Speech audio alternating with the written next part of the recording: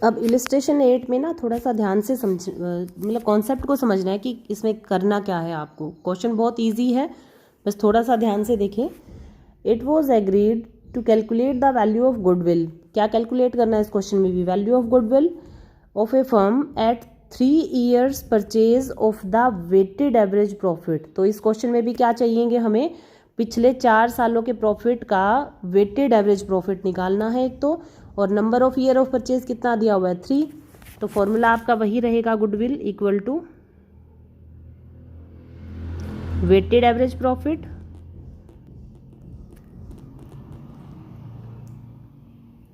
Into में number of years of purchase, number of years of purchase. तो number of year of purchase कितना दिया हुआ है आपको? 3 दिया हुआ है। अब कैलकुलेट क्या करना है आपको?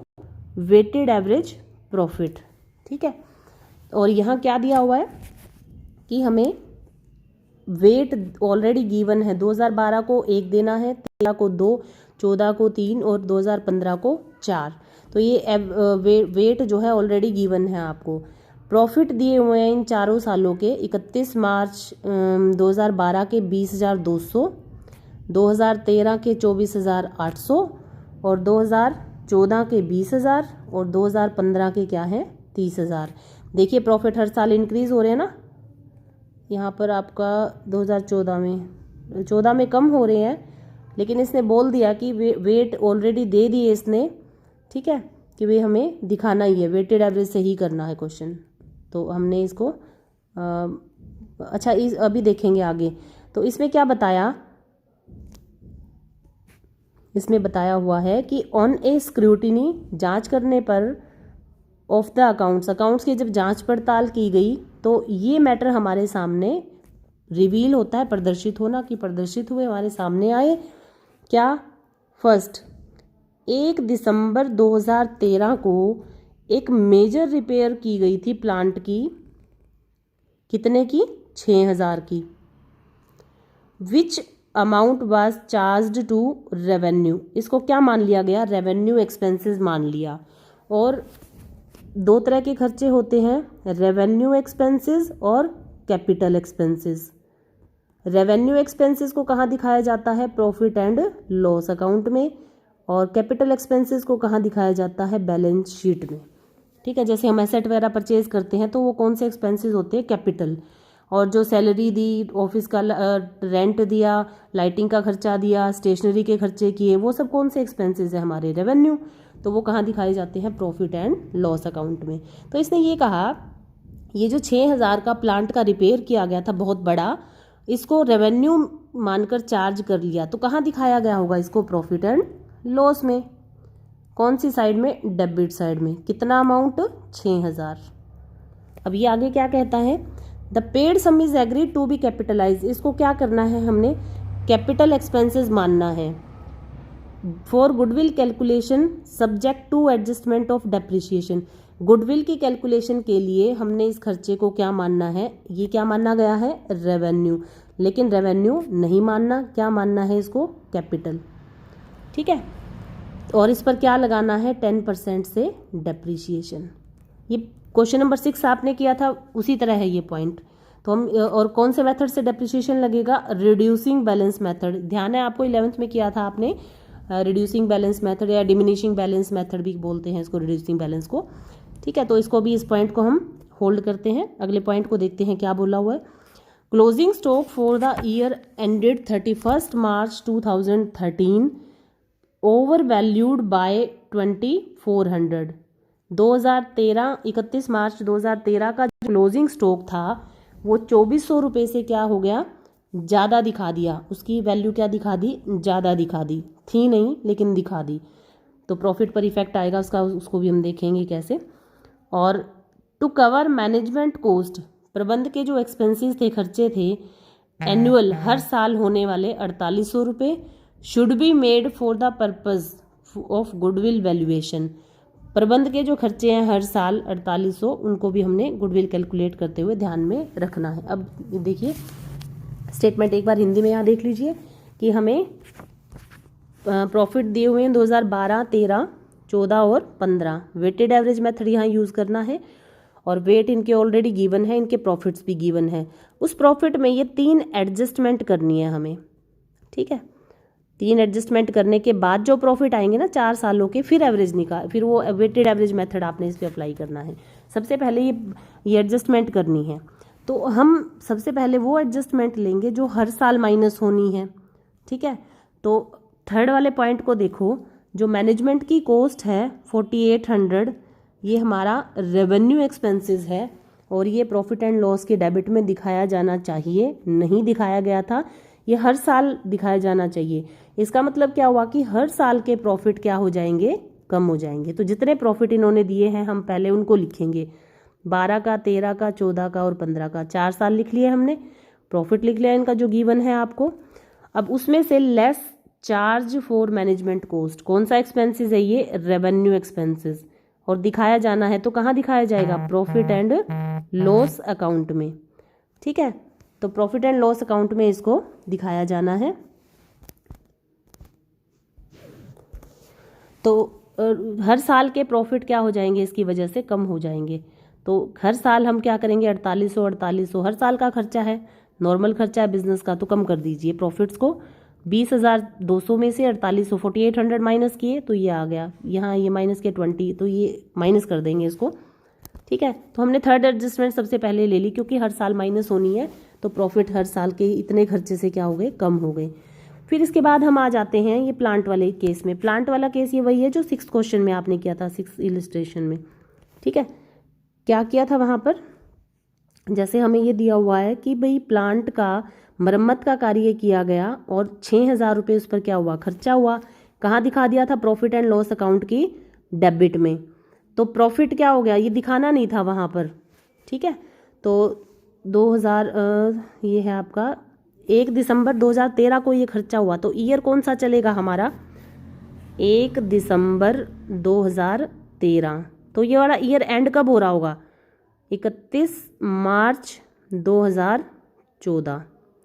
तो हमने कौन से प्रॉफिट में ये एडजस्टमेंट करनी है, 31 मार्च 2014 वाले में।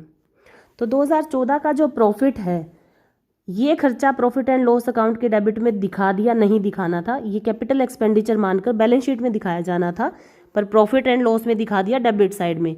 तो हमारे प्रॉफिट क्या हो गए, जब आपने ये किया, ये प्रॉफिट एंड लॉस आपने बनाया, मान लीजिए प्रॉफिट आ गए हमारे टोटल, जब आपने किया ये 5 लाख, ये 5 लाख, प्रॉफिट आ गए आपके 1 लाख के, ठीक है।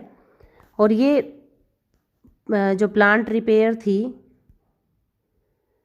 ये दिखा दी 6000 की, टू नेट प्रॉफिट, ठीक है। तो ये जो प्रॉफिट है ये है 1 लाख रुपए का, और ये प्लांट का रिपेयर का जो एक्सपेंसेस है वो आपने दिखा दिया। अब कह रहा है कि नहीं दिखाना इसको, जब नहीं दिखाना तो ये क्या हो जाएगा, यहाँ से ख़त्म हो जाएगा, और ये ख़त्म होकर कहाँ ऐड हो जाएगा, इस प्रॉफिट में ऐड होगा। खर्चा ख़त्म हो गया तो प्रॉफिट बढ़ जाएगा ना। तो अब आपका प्रॉफिट कितना हो गया, 1,06,000। तो मतलब ये जो प्लांट का रिपेयर है, इसको आपने अमाउंट को क्या करना है, प्रॉफिट में ऐड करना है।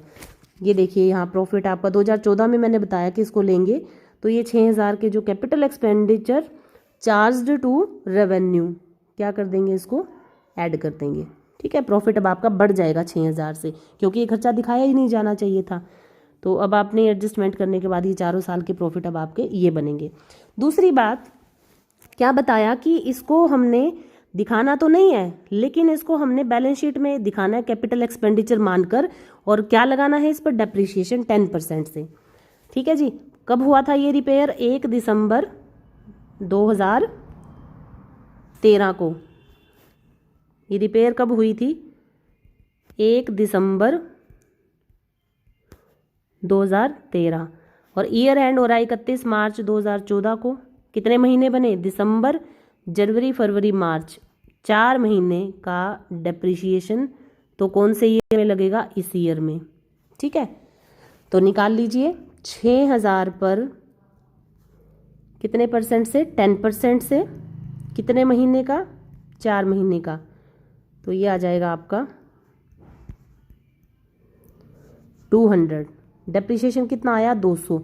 तो इस साल में ये 6000 तो नहीं दिखाने, लेकिन 200 दिखाने हैं, क्योंकि 200 क्या है, डेप्रिसिएशन, और डेप्रिसिएशन तो प्रॉफिट एंड लॉस अकाउंट में दिखाया जाएगा।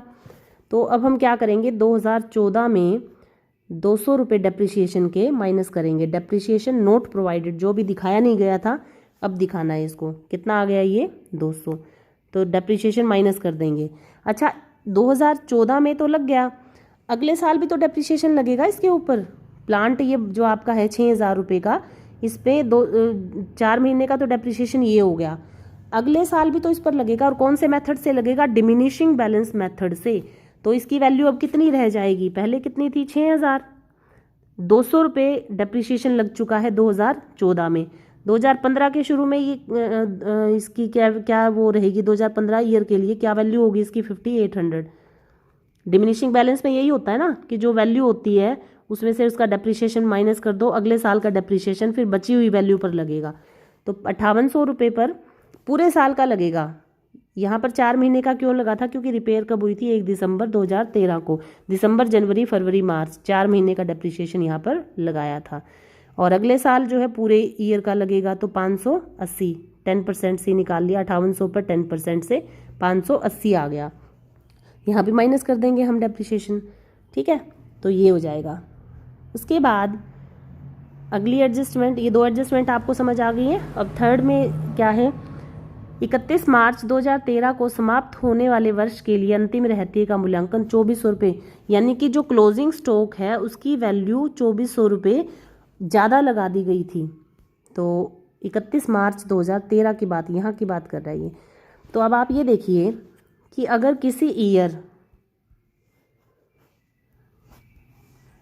ये देखिए हमारा क्या है, ये trading and profit and loss हम बनाते हैं, ठीक है। अगर किसी साल क्लोजिंग स्टॉक कहाँ दिखाया जाता है, इधर क्लोजिंग स्टॉक है ना, ये टोटल कर देते हैं, सेल आ जाती है, परचेज, वेजेस और सारे खर्चे यहाँ आ जाते हैं। और उसके बाद यहाँ gross profit, to gross profit. तो जो क्लोजिंग स्टॉक की वैल्यू मान लो 10,000 थी, दिखा दिया कितना उसमें 2400, ओवर वैल्यू होगी ना, तो क्लोजिंग स्टॉक की वैल्यू 12,400 दिखा दी। तो 12,400 दिखाने से ये टोटल क्या हो जाएगा, बढ़ जाएगा। और ग्रोस प्रॉफिट भी 2400 रुपये से क्या होगा, बढ़ेगा। और ग्रोस प्रॉफिट को हम कहाँ ट्रांसफ़र करते हैं, प्रॉफिट एंड लॉस में, बाय ग्रोस प्रॉफिट। तो ये 2400 रुपये से यहाँ भी ज़्यादा बढ़ जाएगा प्रॉफिट, ठीक है। मान लो प्रॉफिट आपका 50,000 है ग्रोस प्रॉफिट, तो अब ये टोटल कितना आ जाएगा, 52,400, क्योंकि बढ़ गया ना वो। क्लोजिंग स्टॉक की वैल्यू अगर ज़्यादा दिखा रहे हो तो उससे ग्रोस प्रॉफिट बढ़ेगा, ग्रोस प्रॉफिट बढ़ने से हम आपके जो है नेट प्रॉफिट बढ़ेगा, जबकि ऐसा नहीं होना चाहिए था। ये नेट प्रॉफिट भी यहाँ का टोटल ज़्यादा हो जाएगा 2400 रुपये से, और ये ज़्यादा है तो आपका नेट प्रॉफिट भी ज़्यादा होगा।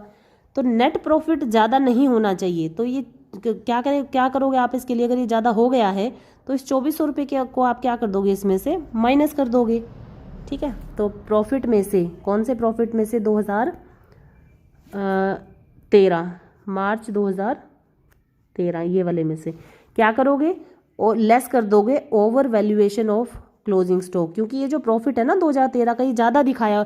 क्लोजिंग स्टॉक ज़्यादा होने का मतलब क्या हो गया कि ग्रोस प्रॉफिट ज़्यादा हो गया। ग्रोस प्रॉफिट ज़्यादा है तो नेट प्रॉफिट ऑटोमेटिक ज़्यादा है, तो हमें तो एग्जैक्ट लेना है, तो हम जितना ज़्यादा है उसको क्या कर देंगे, माइनस। तो ये आ गया 17,600। अब जो क्लोजिंग स्टॉक 2013 में जो क्लोजिंग स्टॉक है वो 2014 में क्या हो जाएगा, ओपनिंग स्टॉक, है ना। तो जब क्लोजिंग स्टॉक ज़्यादा है तो ओपनिंग स्टॉक भी ऑटोमेटिक क्या होगा, ज़्यादा होगा। देखिए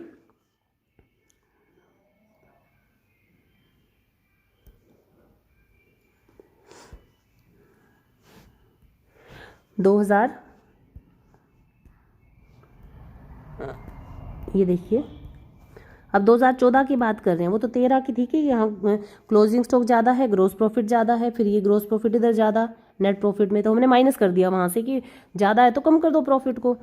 अब यहाँ देखो ओपनिंग स्टॉक 2013 वाला क्लोजिंग स्टॉक यहाँ क्या बन जाएगा, ओपनिंग स्टॉक। अब यहाँ ये ओपनिंग स्टॉक क्या है, 2400 रुपये से फिर ज़्यादा हो जाएगा। अब डेबिट में दिखाएगा, वहाँ तो क्लोजिंग स्टॉक क्रेडिट में था इसलिए इनकम ज़्यादा थी। अब ये ओपनिंग स्टॉक डेबिट साइड में दिखाया हुआ है, तो यहाँ डेबिट में तो हम खर्चे लिखते हैं ना, तो खर्चे ज़्यादा है 2400 रुपये से, और क्या होने चाहिए, कम होने चाहिए। तो खर्चे ज़्यादा होंगे तो ग्रॉस प्रॉफिट क्या होगा 2014 का, कम होगा, ठीक है, कम होगा, क्योंकि 2400 का खर्चा आप यहाँ ज़्यादा दिखा रहे हो। तो ग्रॉस प्रॉफिट में ये क्या है, कम है ग्रॉस प्रॉफिट आपके, और ग्रॉस प्रॉफिट यहाँ ट्रांसफ़र हो जाते हैं प्रॉफिट एंड लॉस अकाउंट में, तो ग्रॉस प्रॉफिट भी कम है यहाँ पर। ग्रॉस प्रॉफिट कम होने से क्या है, आपके नेट प्रॉफिट भी कम है। ठीक है, तो नेट प्रॉफिट कम है तो क्या करना होगा, ये 2400 को आपको यहाँ पर नेट प्रॉफिट में ऐड करना होगा, तो आपका एडजस्टमेंट सही हो जाएगी बिल्कुल। ठीक है, तो क्लोजिंग स्टॉक को तो क्या किया हमने, लेस कर दिया, क्योंकि उस वहाँ प्रॉफिट ज़्यादा आ रहा था। और ओपनिंग स्टॉक अगर ज़्यादा है तो वहाँ पर हमारे प्रॉफिट कम हो रहे हैं, तो हम क्या करते हैं, वहाँ पर उसको ऐड करते हैं। ध्यान रखना है आपने इस चीज़ को। बस अब आप प्लस माइनस करके ये क्या आ गए, आपके एडजस्टेड प्रॉफिट आ गई, एडजस्टेड प्रॉफिट 4 साल के। ठीक है, अब यहाँ देखो 15,400 है, फिर 17,600, 23,400, 24,620 इंक्रीज हो रहे हैं ना कॉन्टिन्यूसली प्रॉफिट। तो मेथड कौन सा लगाएंगे यहाँ पर, वेटेड एवरेज। अब यहाँ पर जो है प्रॉफिट ये दिए हुए थे ना, इनमें एडजस्टमेंट नहीं हुई थी, इसलिए प्रॉफिट कभी ज़्यादा हो रहे हैं, कभी उससे कम हो रहे हैं। लेकिन यहाँ पर जब आपने सारी एडजस्टमेंट कर ली तो हर साल प्रॉफिट क्या हो रही है, इंक्रीज। तो मेथड कौन सा लगेगा, वेटेड एवरेज। अब आइए इसमें आप एवरेज दे दें इनको प्रॉफिट्स को, 12, 13, 14, 15 प्रॉफिट्स लिखेंगे, जिसके सबसे ज़्यादा प्रॉफिट होंगे उसको वेटेज सबसे ज़्यादा लेटेस्ट ईयर को मिलेगी। 1, 2, 3, 4 मेथड से प्रोडक्ट निकालने, दोनों की गुना कर लेंगे, 15,400 को 1 से 15,400, 2 से करेंगे तो ये आ जाएगा। तो प्रोडक्ट आपने चारों की निकाल ली, फिर प्रोडक्ट का टोटल कर लिया, टोटल करके एवरेज निकालनी है तो वेट के टोटल से हम डिवाइड करेंगे, 10 आ गया, तो 21,928 हमारे वेटेड एवरेज प्रॉफिट आ गए। और goodwill number of year of purchase कितना दिया हुआ है, 3, तो गुडविल आ जाएगी आपकी 21,928 गुना 3, ये आपकी क्या आ गई, वैल्यू ऑफ गुडविल।